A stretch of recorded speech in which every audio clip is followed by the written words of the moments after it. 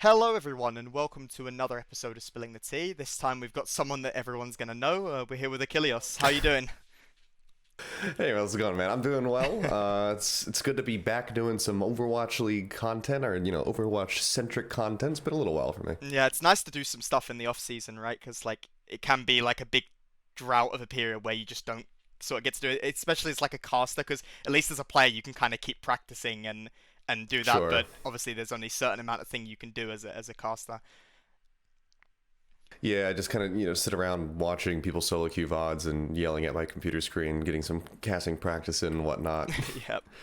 All right. Not quite, but having fun playing the game and whatnot, and as well as watching the little events that are going on. All the little streamer tournaments and whatnot, and the teams that are hosting their own events. So it's neat to see things still going on in the off season. Yeah, at least there's been a lot of content with Gauntlet obviously and the Yeah. other tournaments obviously like the FOCC and stuff like that. It's been really good to watch.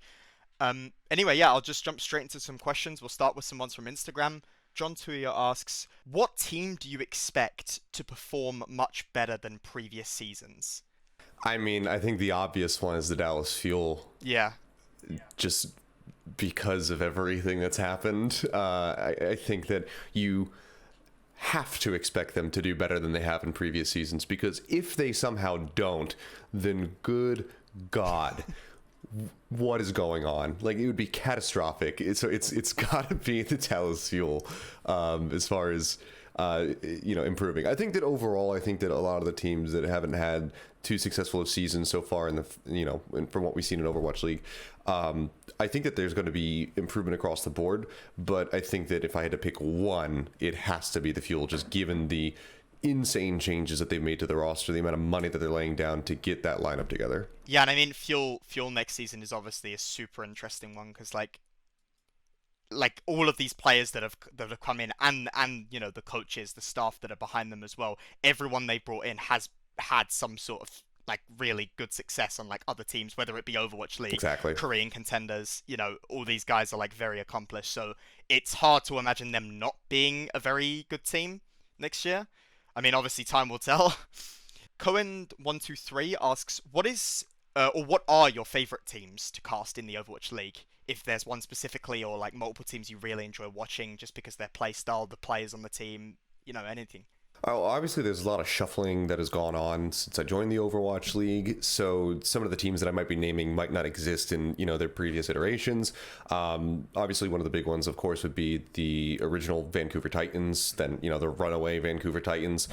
Just because I've been commentating those guys since the beginning of their careers in Overwatch, the beginning of my career in Overwatch. So I feel that kind of like silent, distant camaraderie with them. It's just like, what, we kind of started at the same time, and they always would put on incredible games with some incredible moments. So that would be one of the big teams.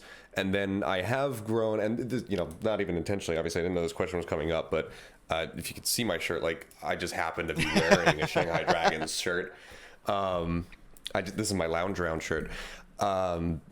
Ever since I got to commentate their first victory, which, sorry to bring it up, Yep. was against you guys, it just, I don't know, something got locked into place. And then from there, Wolf and I got to commentate their first stage victory, and all of their matches and their deep run into the top four this year and whatnot. So there's been a lot of great moments shared with Shanghai, so I will always think about those, and always will enjoy casting that team. Yeah, and I mean, I think it's hard not to like that team, right? Because a lot of people will follow teams and specifically look at like a lot of the players, or even maybe like a prominent coach, because that's like the people that are sort of under the spotlight a lot. But you have to look at these organizations as well sometimes, and like the story that Shanghai did have, going from, I mean, obviously there was Fearless's story with them specifically, going 0-40, coming back, and then being on this amazing team. But the organization as a whole as well, like they've done so well to turn it around from what was, a horrible season one into, a promising season two and the stage three win. And then this season, it was just like season three was fantastic for them. So it is hard not to like them. Honestly, it's like the ideal, storyline. Yeah, I mean, it was such a major redemption story for Fearless in particular, to have him just be able to come back into the scene on the same team, and see that they still hadn't forgotten about him, that they still had faith in his ability as a player and whatnot. It was it was really mind-boggling to see. When I heard the news that Fearless was coming back in, I was just like, wait, what? And then he just ended up being one of the best, in the Asia region especially, but potentially in the world. Yeah. No, yeah, absolutely. Nicolaus Roberts asks, what was the most memorable moment in this previous Oh, season? So in season 3 of the Overwatch League. this is going to be a different answer than I think a lot of people would expect. And for me, it was the first time that we did the online broadcast, because there was a lot of question marks around how it was going to function. Wolf and I got to be the ones to kind of test run that while I was at my house in New Jersey staying with my father. And we weren't sure how the show was going to go. We kind of anticipated that there's going to be a lot of technical issues and, potential miscommunication between us and the production staff because they have so much to worry about working in an online environment.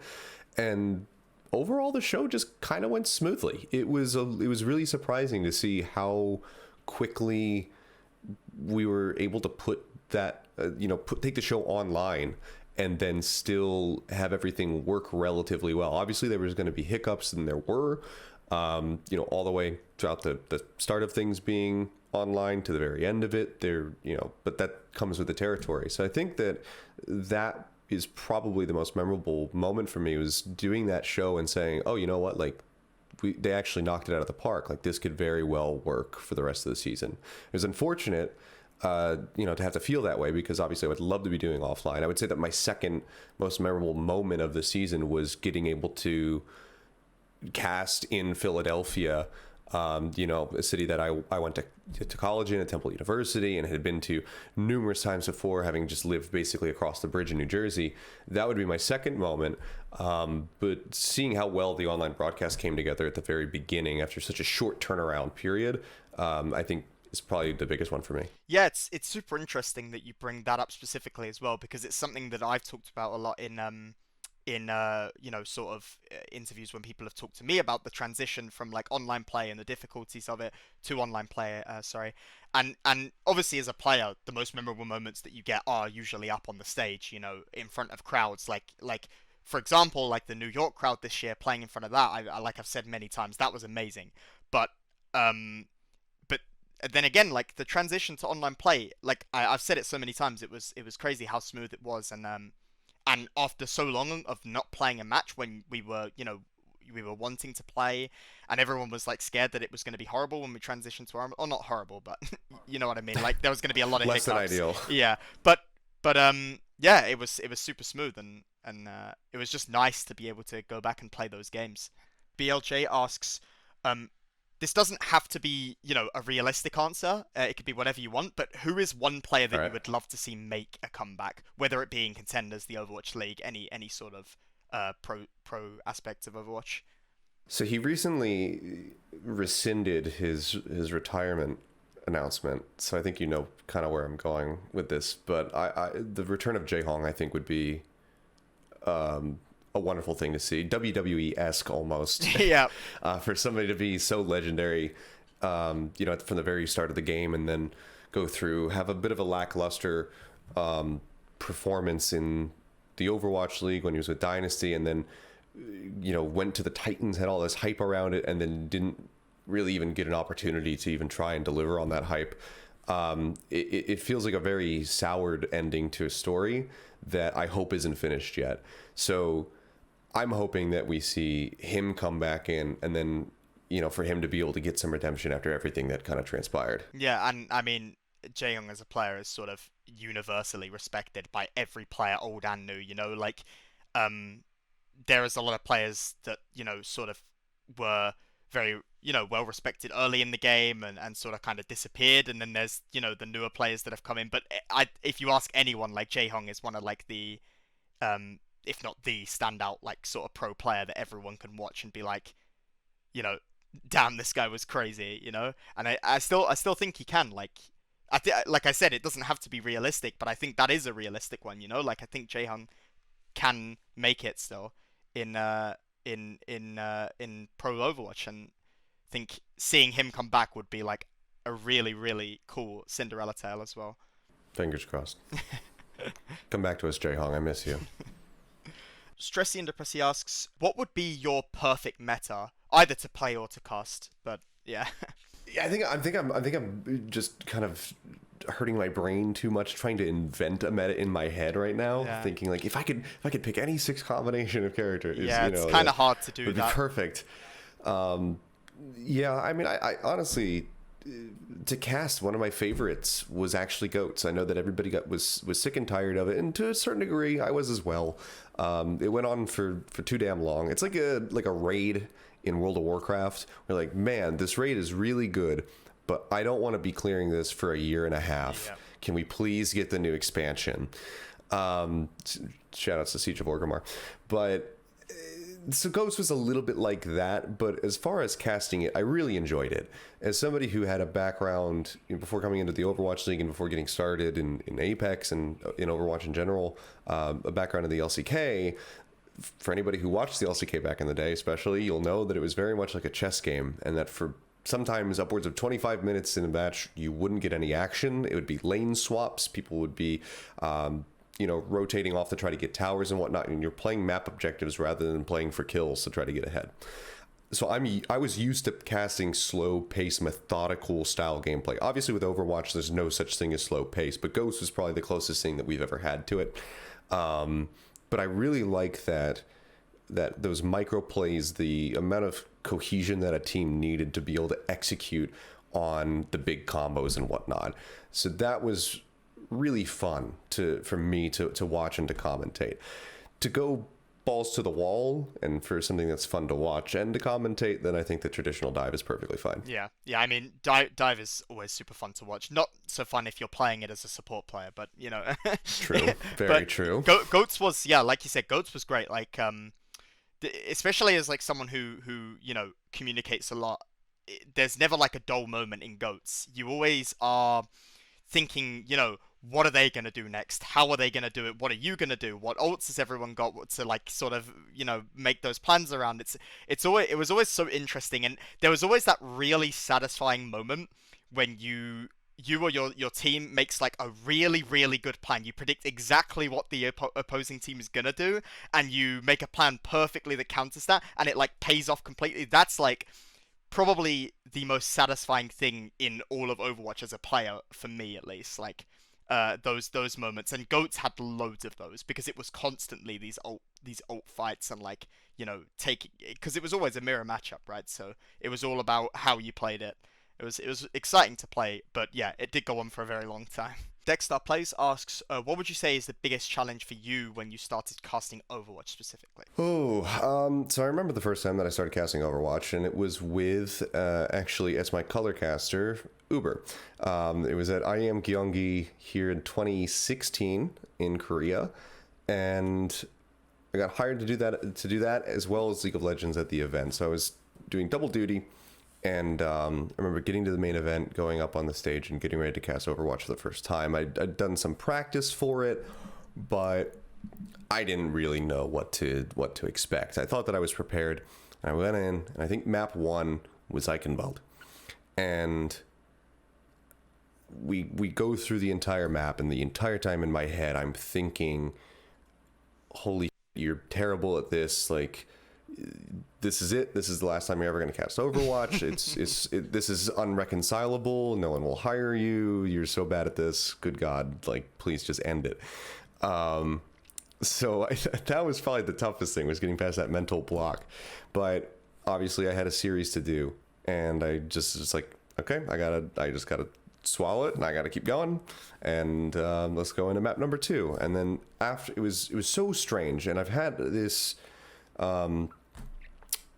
I've had it said to me from multiple other people on their first times commentating Overwatch, Atlas when he was doing Apex, Papa Smithy, as well as Wolf, all of us. Going from that first map, going into the second map, it's like the veil gets lifted and suddenly you can see everything and you understand what you're supposed to be talking about, what the most important thing is. Obviously, there's a lot of fine tuning that you still need to do. God knows I was not very good when I was casting Apex at the beginning. But it just... there's such a weird weight that gets lifted off of you after that first map is out of the way. It's like you get past the wall if you're running a marathon. It's like that. And they have all told me that they experience the same exact thing. That as soon as you go into map number 2 and that first bit of action comes in, they were able to take off with it, and suddenly it started feeling natural. Where before it felt so strange, and they felt like they were doing such a bad job. So I would just say, like, getting over that initial hump of trying to commentate this game that is so chaotic at times. There's so much going on, and trying to figure out like what exactly you should be talking about. Once you get over that initial hump, it's so much better. But if you can't get over that, then that's the problem. You know, that's the hardest thing, is getting over that. Yeah, and I mean, I think that's probably great insight and advice as well for people that are trying to cast anything. You know, like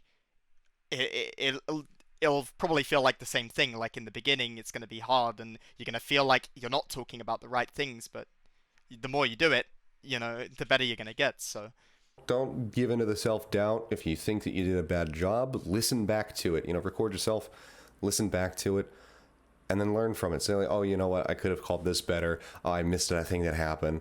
And then go into another game, record yourself casting over it again, and give it another crack. That's the best way to improve. I think if you're, just initially trying to dive in and start commentating.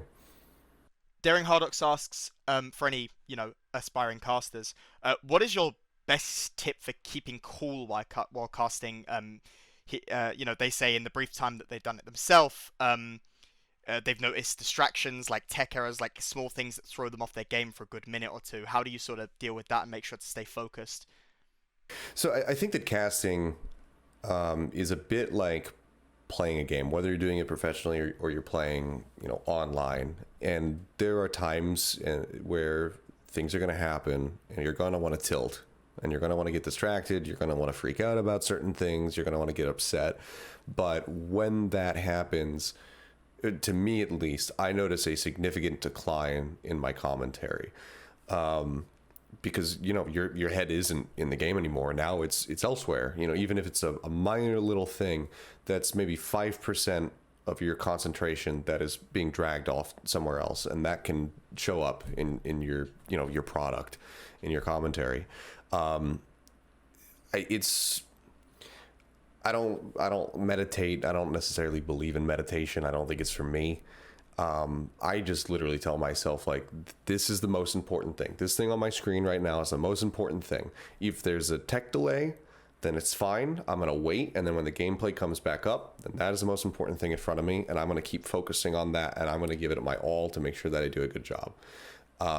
That's not a good way to explain it, or to try and help somebody who's suffering from the same issue. I know.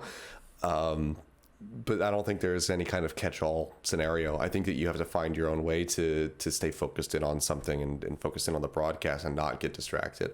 For me, it's literally just reminding myself that whatever is going on, it's less important than the match, and that's all I have to pay attention to. And I'll deal with everything else later. If there's tech issues, if there's a producer left their mic open in my ear or something, and that's distracting, I'm going to talk to them about it later, and then I'm just going to do the best damn job that I can right now in the moment. Yeah, and I mean, I completely understand what you're saying. I think again, every person has different ways of dealing with it, different perspectives. Like you said, like some people will have meditation to help them get through that sort of thing. That's just one example that I can think of. But um, Some people sometimes, count to 10. yeah, exactly. But sometimes it does just come to like sort of recentering yourself. If you're distracted, you have to look at what's in front of you and just be like, just focus on that. I mean, it's the same as a player. Like sometimes you'll drift off in your tilt, and you'll get so caught up in your own head as a player, and you'll be overthinking everything, and you can like you won't understand why, no matter what you try, nothing works, right? But then you sit there and you think, well, why am I thinking about this? Why am I not just focusing on the actual game instead? And as soon as you start to do that, you'll notice the difference. And I think it's like a really important skill that you learn in anything. I mean, it's not like an easy answer, obviously, but it comes through Yeah. experience as well. And I think experience is obviously for both casting, playing, is a great part of it. I mean, the more experience you get, the Yeah. more you'll be able to learn what works for you and how to deal with it. Like you said, just making sure you focus on what's in front of you after those tech pauses, and whatever else might be thrown your way. It's an important skill. Yeah, exactly. that's all the questions we've got here. So yeah, thank you very much, Achillios. It was great having you on. No problem, man. It's good to catch up with you. It's been a very long time since we last saw each other, so it's good to see that you're doing well, and I wish you guys the best of luck in the next season. Yeah, thank you.